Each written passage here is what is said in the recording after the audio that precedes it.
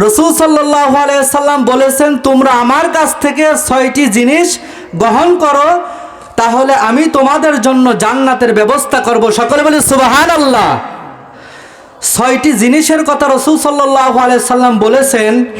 আমরা 6টি জিনিস আলোচনা করে 6টা পয়েন্ট আলোচনা করে শেষ করে দেব ইনশাআল্লাহ।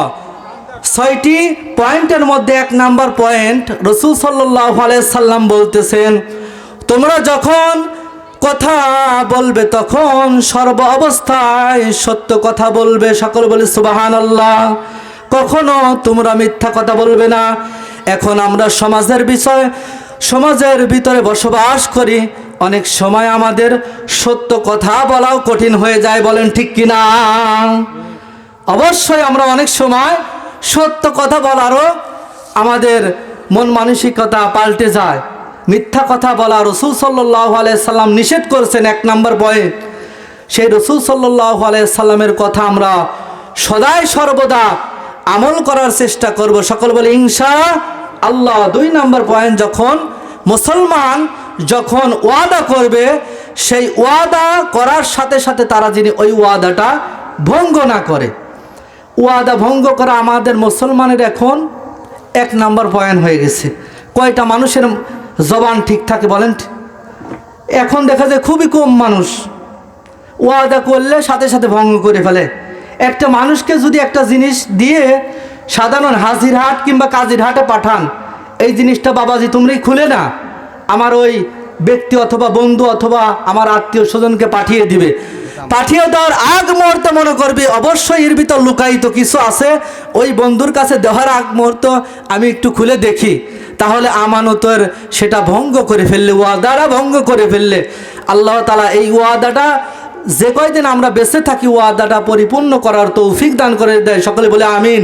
3 নাম্বার পয়েন্টটা যেটা রয়েছে, যখন কোনো মুসলমান আমানত রাখবে, সেই আমানতটা খেয়ানত যিনি না করে, সেই আমানতটা হতে পারে কথার আমানত, সেই আমানতটা হতে পারে ধন সম্পদের আমানত, সেই আমানতটা হতে পারে টাকার আমানত। যে যাই আমানত আমার কাছে আপনার কাছে রাখুক, সেই আমানতটা আমার দ্বারা কিংবা আপনার দ্বারা যিনি খেয়ানত না হয়ে যায়, রাসূল সাল্লাল্লাহু আলাইহি সাল্লাম নিষেধ করেছেন। আর 4 নাম্বার বিষয় হয়েছে, বেগানা নারী পুরুষ তারা যেন চক্ষুটা নিচু হয়ে চলাফেরা করে। এই পয়েন্টটা খুবই কঠিন, বিশেষ করে যারা যুবক মানুষ চলাফেরা করে, যুবক ভাই বাবাজিরা চলাফেরা করে, চক্ষুটা অবনত রাখা নারী পুরুষ আমাদের জন্য কঠিন হয়ে যায়, বলেন ঠিক কিনা? অবশ্যই কঠিন হয়ে যায়। দুনিয়ায় যেই মানুষ আমরা চলাফেরা করি, হাট বাজারে স্কুল কলেজে যখনই যাই, আমাদের অবশ্যই বেপরদা নারীদের দিকে চোখ চলে যায়। তারপর আল্লাহ তাআলা আমাদের একটা সুযোগ দিয়েছে। কয়টা সুযোগ? একটা সুযোগ দিয়েছেন। একটা মানুষ যদি কোনো ভুলবশত একটা বেগানা নারী পুরুষ যদি অপরাধের কারণে যদি তারা তাকিয়ে থাকে, তাহলে সাথে সাথে যদি তার চোখটা অবনত করে, সেই চোখটা অবনত করার কারণে আল্লাহ তাআলা মাফ করে দেয়। সকলে বলে সুবহানাল্লাহ।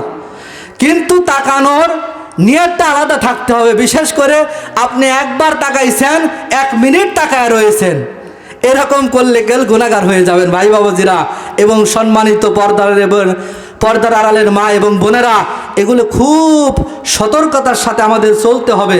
5 নাম্বার পয়েন্টটা, অন্যায় কাজ কর্ম থেকে আমাদের হাতগুলোকে বিরত রাখতে হবে। কারণ সূরা ইয়াসিনের 65 নাম্বার আয়াতে আল্লাহ তাআলা বলতেছেন, আল ইয়াওমা নাখতিমু আলা আফওয়াহিহিম ওয়া তুকাল্লিমুনা আইদিহিম ওয়া তাশহাদু আরজুলুহুম বিমা কানু ইয়াকসিবুন। আল্লাহ তাআলা এই আয়াতে কারিমায় বলেছেন, সেই দিন মানুষের মুখে তালা লাগিয়ে দেওয়া হবে, তার হাত পা অঙ্গ প্রত্যঙ্গ আল্লাহ তাআলার কাছে সাক্ষ্য দেবে। সকলে বলে সুবহানাল্লাহ। আমাদের কোনো বাঁচার উপায় নাই।